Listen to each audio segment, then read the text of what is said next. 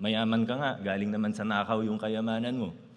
Makapangyarihan ka nga, may posisyon ka, pero ang dami mong tinapakan at inagrabyado para makarating kung nasan ka.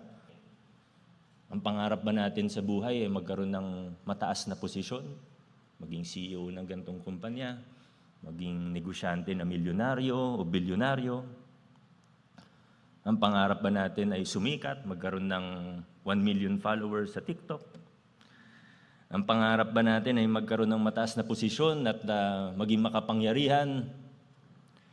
In my line of work, ang dami kong nakikita, sabi nga kanina, napakadaling makain ng sistema. People start off with good intentions.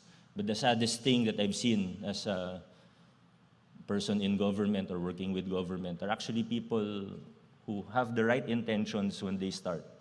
But along the way, they get lost, nakakain ng pangarap, ng ambisyon. And again, there's nothing wrong with ambition per se. There's nothing wrong with big, lofty dreams. Pero ang tanong, bakit ba yun yung pangarap natin? Ba't ko gusto magkaposisyon? Ask myself every day, ba't ko ba gusto maging mayor? Ba't ko ginusto maging mayor? Ba't ko ginusto maging engineer? Ba't ko ginusto na dito ako mag-a-apply ng trabaho? Pag may trabaho ka na, ba't ko gustong ma-promote? Ano bang meron?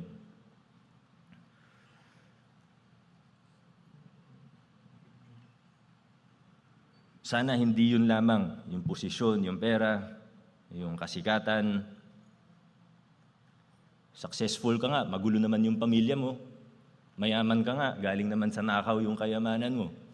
Makapangyarihan ka nga, may posisyon ka, pero ang dami mong tinapakan at inagrabyado para makarating kung nasan ka.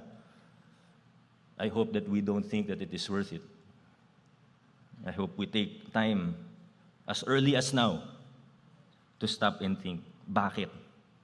Ano bang gusto kong makamit sa aking buhay?